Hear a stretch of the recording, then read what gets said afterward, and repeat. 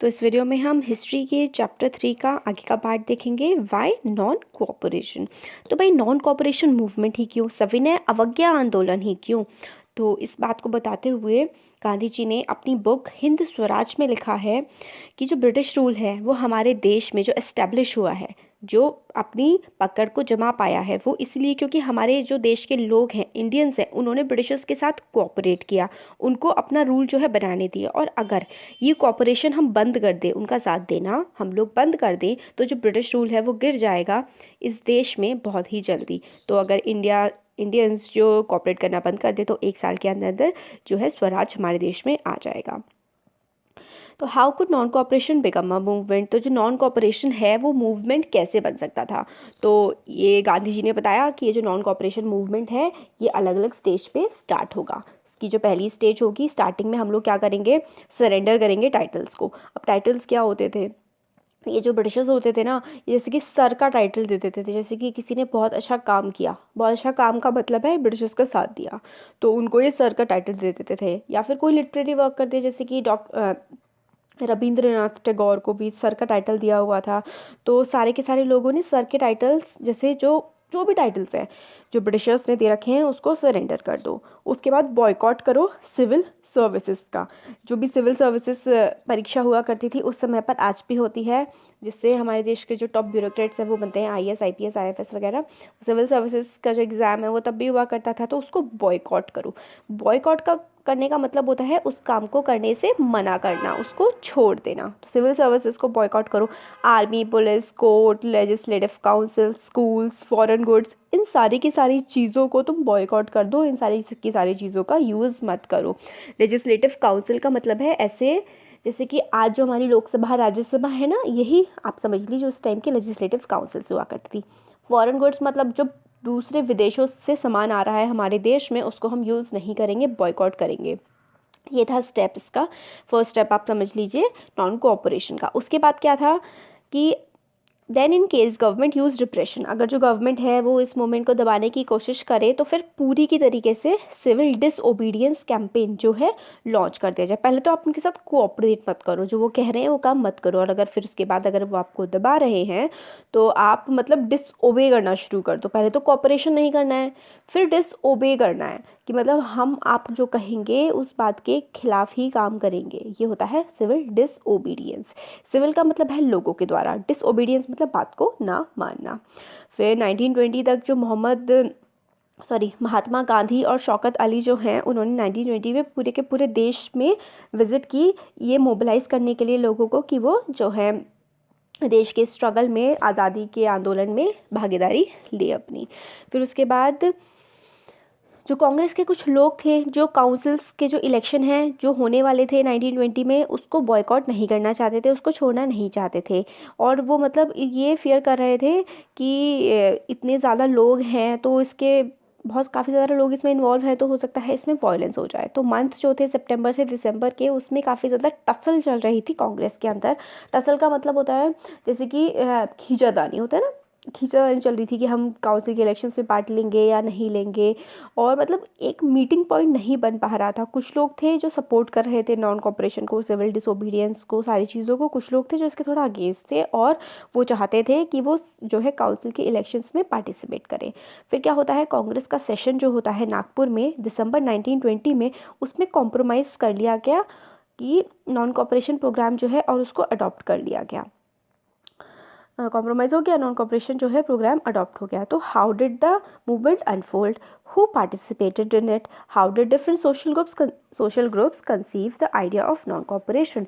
तो जो किस तरीके से नॉन कॉपरेशन मूवमेंट जो है ये चला, किन किन लोगों ने इसमें पार्टिसिपेट किया, और जो काफ़ी सारे जो लोग थे जिन्होंने इसमें पार्टिसिपेट किया था, उन्होंने नॉन कॉपरेशन के आइडिया को किस तरीके से लिया और इसको क्या क्या समझा, वो हम इसमें आप आगे पढ़ेंगे। Differing strands with in the movement. Differing strands, strand का मतलब होता है अलग अलग जो पार्ट्स होते हैं, अलग अलग लोग उसको क्या मतलब मूवमेंट को क्या क्या लोग समझ रहे थे, किस तरीके से मूवमेंट को ले रहे थे।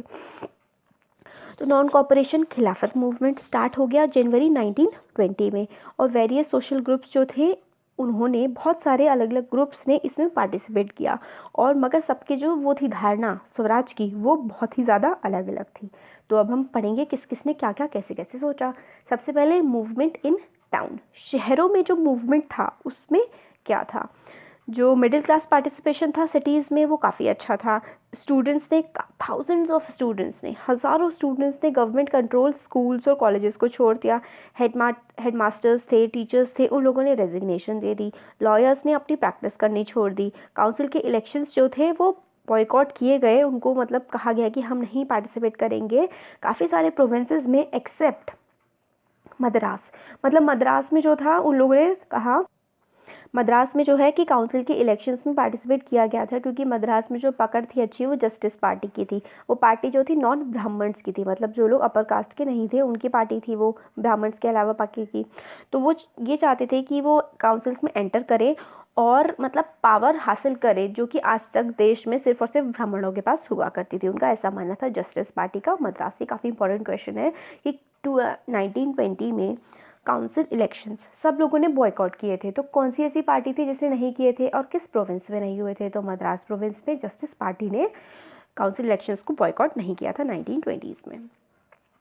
तो जो नॉन कॉपरेशन के जो इफ़ेक्ट थे वो इकोनॉमिक फ्रंट पे काफ़ी ज़्यादा ड्रामेटिक थे, मतलब काफ़ी ज़्यादा इन्होंने हिलाया था ब्रिटिश सरकार को इकोनॉमिक फ्रंट के पैसों के टर्म में अगर हम बात करें। क्योंकि फॉरेन गुड्स जो थे, जो ब्रिटेन से आ रहे थे, जो इम्पोर्ट हो रहा था हमारे देश में, तो उनका बॉयकॉट किया गया कि भाई हम इनको यूज़ नहीं करेंगे। जो शराब की शॉप्स थी उनको पिकेट किया गया। पिकेट का मतलब होता है जैसे कि एक शराब की शॉप है, उसके आगे बहुत सारे लोग खड़े हो जाएं और मतलब कह दे कि हम आपको अंदर नहीं घुसने देंगे, इसके परसुएट करें लोगों को कि भाई यहाँ पे जाना गलत है, आप मत जाइए। वो होता है पिकेटिंग। जो विदेशी कपड़े थे, फॉरेन क्लोथ्स थे, उनको बर्न किया गया बॉनफायर्स में। बॉनफायर्स जैसे कि मान लीजिए सारे के सारे विदेशी कपड़े जो पूरे एरिया में से इकट्ठे कर किए गए और फिर उनकी होली जलाई गई, ऐसा समझ लीजिए आप। और इम्पोर्ट जो है फॉरेन क्लोथ्स का वो काफ़ी ज़्यादा मतलब हाफ हो गया था 1921 से 22 के बीच में, और वैल्यू भी काफ़ी ज़्यादा कम हो गई थी। अगर पहले 102 करोड़ के इम्पोर्ट हम लोग किया करते थे तो उसकी वैल्यू 57 करोड़, हाफ हो गई थी बिल्कुल। तो इकोनॉमिक फ्रंट पे काफ़ी ज़्यादा धक्का लगा था इस अंग्रेजी सरकार को। काफ़ी सारे जो मर्चेंट्स हैं, ट्रेडर्स हैं, जो व्यापारी हैं, उन लोगों ने मना कर दिया था कि वो फॉरेन गुड्स जो बाहर से आए हुए चीज़ें हैं उनमें ट्रेड नहीं करेंगे। बॉयकॉट मूवमेंट जैसे जैसे स्प्रेड हुआ, लोगों ने जो इम्पोर्टेड क्लोथ्स हैं उनको पहनना और सिलना वगैरह बंद कर दिया, और जो इंडियन टेक्सटाइल मिल्स थी वो काफ़ी ज़्यादा इसकी वजह से वेंट अप हुई, क्योंकि जब फॉरेन से नहीं आ रहा है तो हमारे देश में बनेगा, तो इसलिए वो भी काफ़ी ज़्यादा आगे बढ़ी।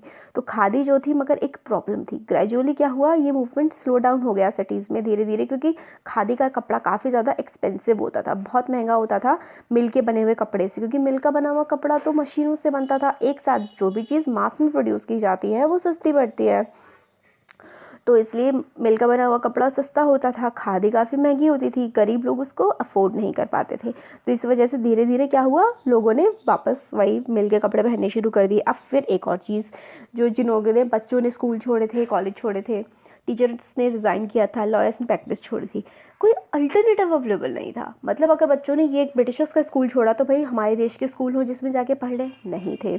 टीचर्स उनमें पढ़ा ले तो स्कूल नहीं थे। लॉयर्स को तो भाई वहीं प्रैक्टिस करनी पड़ेगी सरकारी उसमें कोर्ट्स में। तो कोई अल्टरनेटिव नहीं था कि भाई ये छोड़ रहे हैं तो कुछ और कर ले। तो सब धीरे धीरे मूवमेंट मतलब ख़त्म सा हो गया और सब लोगों ने अपनी जॉब्स वापस ज्वाइन कर ली। ये था हमारा टाउन्स में। तो टाउन्स में अच्छा खासा रिस्पॉन्स था मिडिल क्लास का, तो बहुत ज़्यादा था, लोगों ने काफ़ी पार्टिसिपेट किया, पर धीरे धीरे कोई अल्टरनेटिव ना होने के कारण वो अपनी जॉब्स में, स्कूल्स में, सब चीज़ों में वापस चले गए। अब रिबेलियन इन कंट्री साइड मतलब गाँव में नॉन कॉपरेशन मूवमेंट जो स्प्रेड हुआ वो काफ़ी सारा मतलब अटेंशन काफ़ी ज़्यादा मिली नॉन कॉपरेशन मूवमेंट को पीजेंट्स की और ट्राइबल्स की। पीजेंट्स मतलब जो खेती बाड़ी लोग करते थे, ट्राइबल्स जो कबीलाई लोग थे जो जंगलों में रहते थे। काफ़ी ज़्यादा मतलब अच्छा जो है रिस्पॉन्स मिला था। तो अगर हम पर्टिकुलरली स्पेसिफिक जगहों की बात करें तो अवध में जो पीजेंट थे उनके जो लीडर हुआ करते थे वो, उनका नाम था बाबा रामचंद्र। वो एक सन्यासी थे और वो जो फिजी में इंडेंटर्ड लेबर की तरह गए हुए थे, मतलब जो बंधुआ मजदूरी होती है ना, जैसे कि मान लीजिए उन लोगों ने गुलामों की तरह हमारे देश से ले गए फिजी में। फिजी में आज भी बहुत ज़्यादा बड़ी मतलब इंडियंस की पॉपुलेशन है, हिंदू काफ़ी ज़्यादा, और हिंदी बोली जाती है। वहाँ की एक ऑफिशियल लैंग्वेज हिंदी है फिजी की, क्योंकि इतने ज़्यादा लोग जो हैं ये हमारे जो गोरे लोग ब्रिटिशर्स लेके गए यहाँ से हमारे देश के लोगों को कई सारी जगह में, इसलिए जो इंडियंस हैं ना आज दुनिया के हर गोरे में पाए जाते हैं। तो फिजी में इंडेंचर्ड लेबर को लेके गए। तो ये वहाँ से जब वापस आए तो इन लोगों ने मतलब बाबा रामचंद्र जब वापस आए फिजी से, तो इन्होंने तालुकदार और जो लैंडलॉर्ड्स मतलब जो ज़मींदार होते थे उनके खिलाफ काफ़ी ज़्यादा आंदोलन चलाए, क्योंकि जो ज़मींदार ना काफ़ी ज़्यादा हाई रेंट, एक्सॉर्बिटेंटली हाई रेंट्स, मतलब बहुत ही ज़्यादा हाई जो कर वसूला करते थे, और वो मतलब दे पाना बहुत ही मुश्किल था। फिर जो लोग नहीं दे पाते थे उन लोगों से बेगार करवाया जाता था। बेगार करते थे लैंडलॉर्ड्स के घर वो लोग। बेगार का मतलब होता है कि आपसे काम करवाया जा रहा है, आपको पैसे नहीं दिए जा रहे उस चीज़ के, बिना पैसों के काम करवाया जा रहा है, तो वो होता है बेगार। सिक्योरिटी ऑफ टेन्योर नहीं था। टेनांट्स के मतलब जैसे कि वो देते हैं ना, ठेके पे ज़मीन दे देते हैं, वो टेनांट होते हैं। तो टेनांट्स को कोई सिक्योरिटी ऑफ टेन्योर नहीं था कि भाई इतने टाइम के लिए भी कभी भी आपसे वापस ले लेंगे। तो एविक्शन कर दिया जाता था अगर जैसे कि उधार लिया प्रीजेंट्स ने, ट्राइबल्स ने बड़े बड़े लैंडलॉर्ड से या फिर मनी लेंडर्स से, तो उनसे पैसा नहीं दिया गया और उनको उनके लैंड से बाहर निकाल दिया जाता था। तो इन लोगों का जो ट्राइबल्स का और पीजेंट्स का जो रिवोल्ट था वो एक्चुअली रिवोल्ट इन लोगों के लैंडलॉर्ड्स के अगेंस्ट था। तो इनके अगेंस्ट काफ़ी सारे मेजर्स लिए गए, बॉयकॉट किया गया ऑप्रेसिव लैंडलॉर्ड्स का। किस तरीके से? नाई धोबी बंद, मतलब नाई बाल नहीं काटेगा, धोबी इन लोगों के जो है कपड़े नहीं धोएगा। पंचायतों में ऐसा ऑर्गेनाइज़ किया गया था, ये डिसाइड किया गया था कि इन लोगों के लिए कोई काम नहीं किया जाएगा। फिर 1920 में जवाहरलाल नेहरू ने स्टार्ट किया विलेजों में मतलब विलेजेस में घूमना, गाँव में घूमना, अवध वाले रीजन में। उन्होंने गांव वाले लोगों से बातें की, उनकी दिक्कतें जानी, ग्रीवियंसेस का मतलब होता है जो भी उन्हें प्रॉब्लम्स हैं वो जानी। फिर जवाहरलाल नेहरू ने ही अवध किसान सभा जो है सेटअप की, और बाबा उसमें मेंबर्स थे बाबा रामचंद्र और बाकी दूसरे लोग। फिर एक विदिन अ मंथ, एक महीने के अंदर अंदर ही अवध किसान सभा की 300 से ज़्यादा जो है ब्रांचेस कई सारे विलेजेस में फैल गई। और नॉन कॉपरेशन मूवमेंट जो है अगले ही साल जो स्टार्ट हुआ, तो कांग्रेस का जो ये एफर्ट था इंटीग्रेट करने का पीजेंट को, ये काफ़ी ज़्यादा थोड़ा सक्सेसफुल हमें यहाँ पे होता हुआ दिखाई दिया।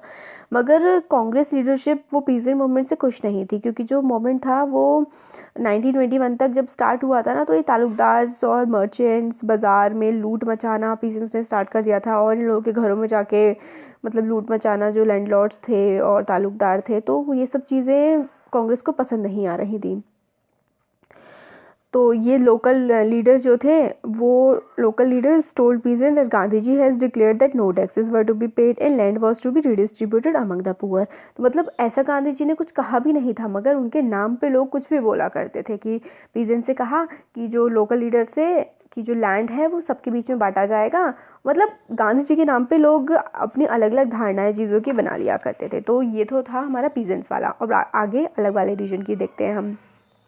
पीजेंट्स का देख लिया हमने, उनका जो मेन स्ट्रगल था वो तालुकदार्स के और लैंडलॉर्ड्स के अगेंस्ट था। अब ट्राइबल्स जो थे उनका जो था उनका भी एक अलग सा मैसेज था कि वो कहते थे कि गांधी जी ने आइडिया ऑफ स्वराज दिया है और स्वराज के आइडिया को उन लोगों ने अलग तरीके से लिया।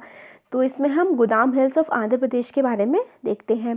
तो इसमें एक मिलिटेंट गुरिल्ला मूवमेंट स्प्रेड हो गया था 1920s में।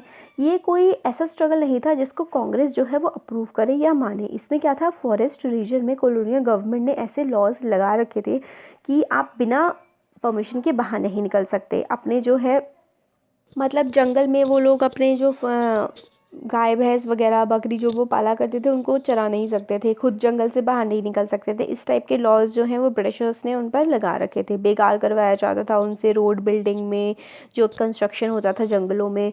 तो इसके खिलाफ वो लोग स्ट्रगल कर रहे थे। तो एक थे अल्लूरी सीताराम राजू, वो ऐसा क्लेम करते थे कि उनके पास काफ़ी सारी स्पेशल पावर्स हैं और वो बिल्कुल करेक्ट तरीके से एस्ट्रोलॉजिकल प्रेडिक्शंस कर सकते थे, मतलब उनका भविष्य बता सकते थे और लोगों की बीमारियां ठीक कर सकते थे। और ऐसा माना जाता था कि वो बुलेट जो है, गोलियों को भी वो सर्वाइव कर जाएंगी, गोलियां भी उनका कुछ नहीं करेंगी। और वो मतलब ऐसा कहते थे लोग कि जो राजू हैं वो भगवान के अवतार हैं। और राजू जो है वो बात किया करते थे गांधी जी की ग्रेटनेस की, और वो नॉन कॉपरेशन मूवमेंट से काफ़ी ज़्यादा इंस्पायर्ड थे। वो लोगों को खादी पहनने के लिए इंस्पायर करते थे और कहते थे कि शराब नहीं पीनी चाहिए। और मगर उनका ये मानना था कि जो है गांधी जी के एक आइडिया से वो सहमत नहीं थे कि जो हमारी आज़ादी है वो हमें नॉन वायलेंट तरीके से मिल सकती है। वो कहते थे नहीं, फोर्स की ज़रूरत पड़ेगी अगर हम लोगों को आज़ादी चाहिए तो उन लोगों ने जो ये राजू थे, इन्होंने ब्रिटिशर्स के खिलाफ गुरिल्ला वॉरफेयर किया। गुरिल्ला वॉरफेयर क्या होता है, देखिए जैसे कि मान लीजिए आप जंगलों में हैं, कोई भी है जो जंगलों में है, वो छुप छुप के वॉर कर रहा है। वॉर करी, जैसे ब्रिटिशर्स आए, दिख गए, अटैक कर दिया और फिर वापस जंगलों में जा कर के भाग गए और छुप गए, ये होता है गुरिल्ला वॉरफेयर। तो इस तरीके का वॉरफेयर किया था। फिर राजू की डेथ हो गई, एग्जीक्यूट कर दिया गया, पकड़ने के बाद पकड़ लिया, कैप्चर कर लिया, एग्जीक्यूट कर दिया, मतलब सज़ा देती 1924 में। और ये एक मतलब हीरोइक टॉक बन गई। तो ट्राइबल्स ने इस तरीके से, क्योंकि उनको आज़ादी नहीं थी अपने जंगलों में घूमने की, बाहर जाने की, अपने कैटल्स को चराने की, इसीलिए उन्होंने नॉन कॉपरेशन मूवमेंट में पार्टिसिपेट किया। अब स्वराज इन प्लांटेशंस होते थे, जैसे कि जो ये ब्रिटिशर्स थे ना, ये प्लांटेशन क्रॉपिंग करवाते थे। जैसे समझ लीजिए असम में क्या होता है, चाय की खेती होती है। ये चाय की खेती ब्रिटिशर्स ने ही इंट्रोड्यूस की थी। तो इसमें क्या होता था, जो लोग वहाँ पे रहते थे प्लांटेशंस में, उनको प्लांटेशन से बाहर जाना अलाउड नहीं था बिना परमिशन के, और इनसे बहुत ज़्यादा काम करवाया जाता था और बहुत ही कम इनको पे किया जाता था। तो असम के प्लांटेशन वर्कर्स ने जो फ्रीडम के लिए इस मूवमेंट में पार्टिसिपेट किया, उनका जो मतलब था पार्टिसिपेट करने का इस मूवमेंट में, वो ये था कि वो फ्रीली मूव कर सके, जैसे उनका मन करे वैसे आ जा सके। क्योंकि इंग्लैंड इमिग्रेशन एक्ट 1859 में वो बिना परमिशन के टी गार्डन्स को छोड़ नहीं सकते थे।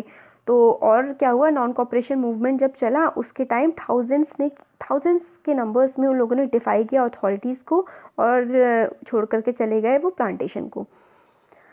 फिर वो ऐसा कहते थे कि मतलब जो है गांधी राज आएगा, फिर क्या है सब अपने विलेजेस में जा पाएंगे, और यही सब चीज़ें वो बात किया करते थे। मगर जब वो प्लांटेशन से उन लोगों ने निकलने की कोशिश की, इसमें भी ड्रॉबैक था, तो काफ़ी ज़्यादा पुलिस के द्वारा उन्हें मारा पीटा गया और फिर वापस उनको जो है अपने प्लांटेशन में भेज दिया गया।